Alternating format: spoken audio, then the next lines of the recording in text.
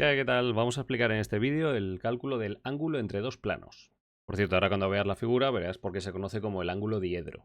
Pero vaya, en cristiano, ángulo que forman dos planos. Ya está. Venga, pues vamos a presentar primero los elementos que vamos a tener, que evidentemente... Uy, vaya pi, madre mía. Que evidentemente serán un plano pi1 y un plano pi2. Y también lo vamos a representar. Venga, este plano pi1 va a ser unas componentes a1 por x más b1 por y más C1 por Z más D1, a ver, igual a 0. Por supuesto, estoy poniendo la ecuación general de ese plano pi1.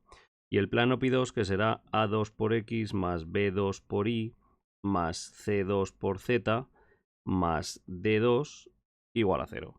Y el objetivo de lo que estamos explicando es intentar calcular el ángulo que creo que voy a llamar alfa, efectivamente, el ángulo alfa entre esos planos pi1 y pi2. Vale, hechas las presentaciones, nos vamos a un dibujo donde entender todo. Vamos a ver, os voy a pintar de la forma más clara que pueda esos planos pi1 y p2, perdón, pi1 y pi2, a ver si consigo que se vea exactamente dónde está ese ángulo y el porqué de lo que pasa, que es directamente, os hago un pequeño spoiler, el ángulo que forman sus vectores normales. A ver, venga, aquí tenemos el plano pi1, vamos a ponerlo por aquí, repito, el plano pi1. Vale, ahora le voy a enchufar el plano pi2 con el que voy a intentar que en el dibujo aparezca un ángulo que no sea trivial, ¿vale? Que no sean 90 grados. Vamos a ver. Algo así, ¿cómo lo veis? Yo creo que bien, ¿no? Repito, este es el plano pi2. Vamos a escribir por aquí, pi2. Y el ángulo que quiero hallar es el ángulo que forman ambos planos, es decir, este ángulo que voy a llamar alfa. Repito, ese es el ángulo que queremos hallar, ¿vale? Entonces, simplemente trazándonos sus vectores normales, vamos a ver claramente que, iba a decir la casualidad, a ver, no es casualidad, que esos vectores normales, aunque no son exactamente vectores directores del plano porque son perpendiculares, al ser ambos perpendiculares a sus respectivos planos, resulta que entre ellos forman el mismo ángulo alfa, que es lo que quiero que veáis aquí. Entonces vamos a ponernos primero, yo creo que el vector director del plano pi1, ¿vale? Del azul. Perdón, vector director, vector normal. Os recuerdo que es perpendicular al plano. Como el plano pi1 lo he puesto completamente en horizontal al suelo, su vector normal saldrá para arriba. Pues algo así, ¿lo veis? Esto es el vector director. Joder, dale con decir director, perdón, directores en las rectas. El vector normal al plano pi1, insisto, esto es completamente perpendicular al plano azul, ¿vale? No sé si os voy a destrozar mucho si os pinto aquí esto, repito, es perpendicular al plano azul. A ver dónde tengo yo la regla, aquí. ¿Lo veis? Os he marcado pequeño esa perpendicularidad. Vale, y ahora, el vector director del plano verde, que este se va a complicar un poco para que se vea bien. Repito, el vector director del plano verde es un... Joder, dale con vector director, madre mía, estoy todo el rato diciendo vector normal al plano verde, perdón. Repito, vector director se llama en las rectas, ¿vale? Vale, pues dado este plano verde, que está así como torcido, ¿verdad? El vector normal, pues tendrá más o menos esa pinta. Así lo voy a pintar. Más o menos ahí. Eso sería el vector n2. El vector normal, lo he dicho bien, al plano pi2, ¿vale? Muy bien, y que se note que es un vector normal a ese plano, os lo pongo y otra vez a un riesgo de que igual os explote un poco la cabeza. Pero bueno, la idea es que con respecto a la superficie verde, ese vector, ahí lo tenéis, con respecto a la superficie verde forma 90 grados, ¿vale? Pues bien, resulta que justo entre estos dos ángulos, que insisto, no son paralelos a los planos, sino que son perpendiculares a su respectivo plano. Pero resulta que entre estos dos ángulos, entre estos dos vectores, el ángulo que se está formando es precisamente el ángulo alfa. Ahí está.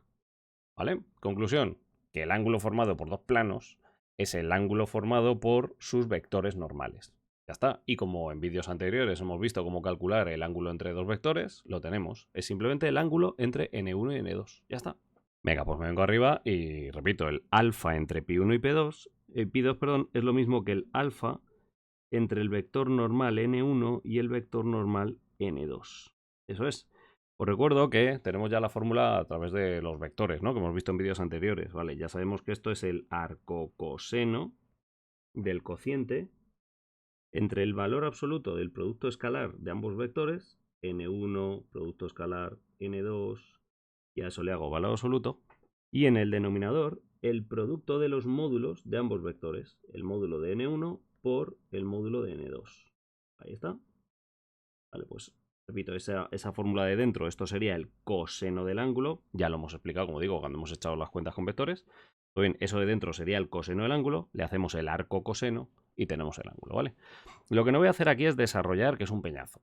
No voy a desarrollar cómo se queda esto en forma de letras, porque yo creo que lo vamos a plantear así siempre. Es decir, todos sabemos que efectivamente el producto escalar entre esos dos vectores, pues a ver, primero tengo que obtener los vectores, claro. Fijaos, me vais a permitir que le haga un pequeño chascarrillo de color, pero muy poco, ¿vale?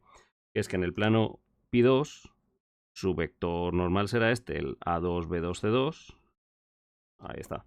Y en el plano pi1, pi1, juega, lo digo peor.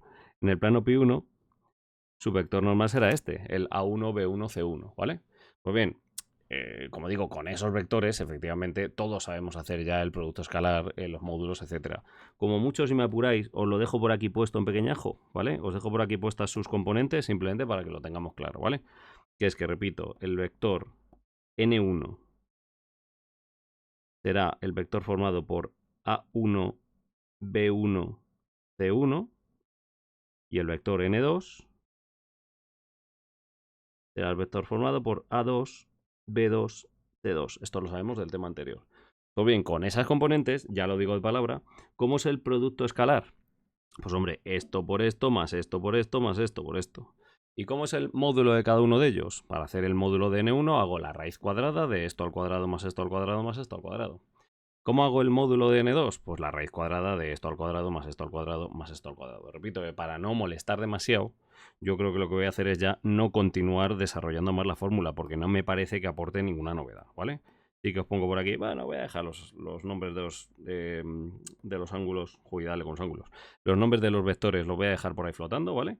Y ya está, ahí tenemos la fórmula clavada. Os decía esto porque es que en el libro que yo manejo, ahora se ponen a desarrollar esto, pero es que me parece ridículo. O sea, siempre digo lo mismo. Si fuerais a llevar chuleta al examen, que no la vais a llevar porque te lo vas a aprender, ¿vale? Si fuerais a llevar chuleta al examen, nadie se iba a poner a llevar en la chuleta esta fórmula desarrollada, ¿vale? Es decir, no ibais a poneros a poner el arco coseno de... y arriba el valor absoluto de A1 por A2 más B1 por B2, bla, bla, bla. No, hombre, no os vais a poner a escribir eso. O sea, os plantáis esta fórmula y todo el mundo sabe expresar un producto escalar y todo el mundo sabe expresar un módulo. Yo creo que es mucho mejor que lo dejemos así, ¿vale?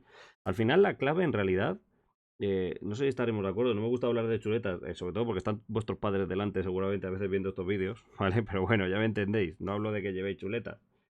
En el hipotético caso de que un conocido vuestro la llevara, ¿vale? A ver, un momento, vamos a ponerlo así. Y ahí.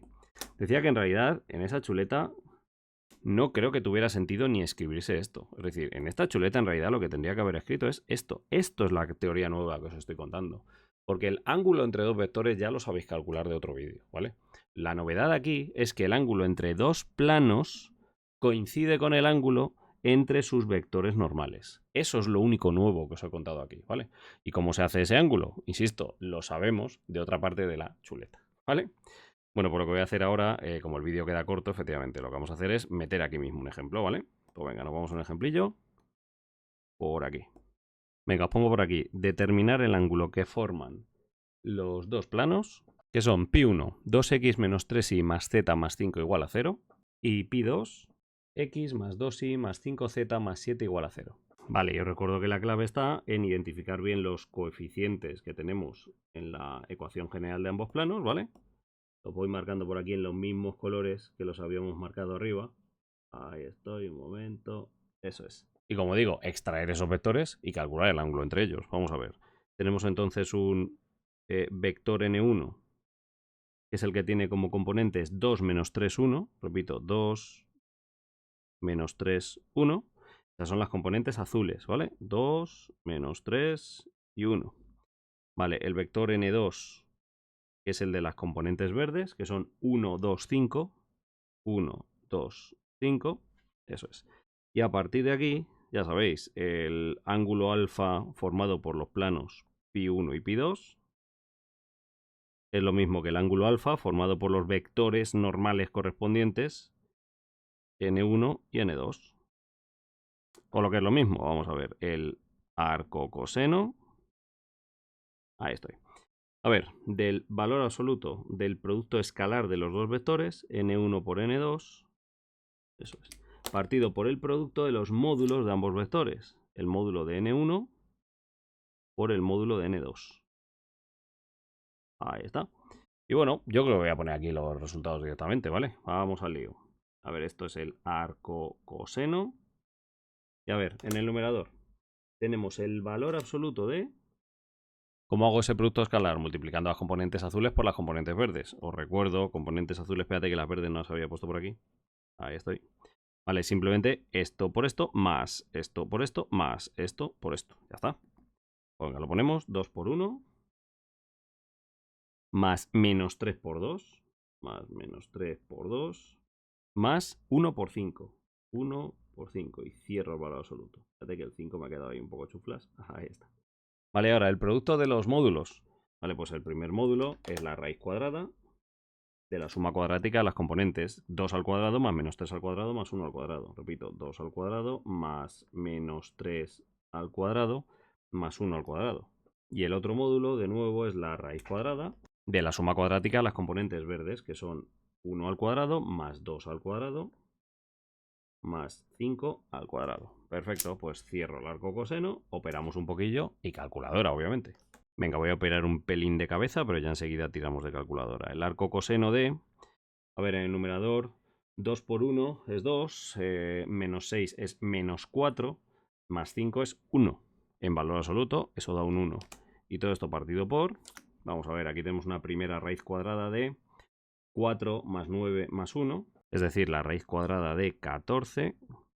Y todo esto multiplicado por la raíz cuadrada de 1 más 4 más 25. Es decir, la raíz de 30. La raíz de 30. Ahí está. Y ahora sí que me voy ya a la calculadora, evidentemente. Vamos allá. Hombre, podríamos incluso... Nada, decía que incluso podríamos meter esto en una sola raíz. Nada, esto ya lo meto en la calculadora. Así que venga, saco la Casio.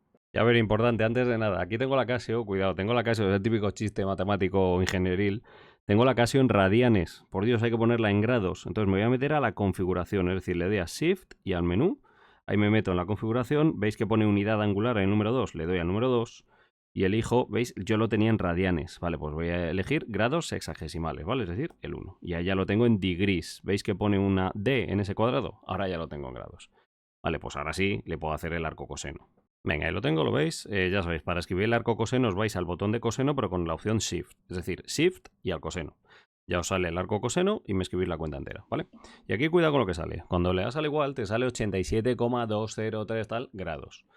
Cuando nos están pidiendo un ángulo, lo lógico es poner esto en grados, minutos, incluso segundos. Con llegar a grados y minutos me basta, ¿vale? Y para ello, en esta calculadora, veis, tengo ese botón en el que al pulsarle, ¡pim! Ahí lo tengo. Ya me lo convierte en grados, minutos y segundos. Con que pongáis los grados y los minutos me vale. 87 grados, 12 minutos. Repito, 87 grados, 12 minutos. ¿Apañado? Pues ya lo tenemos. Venga, recuadro.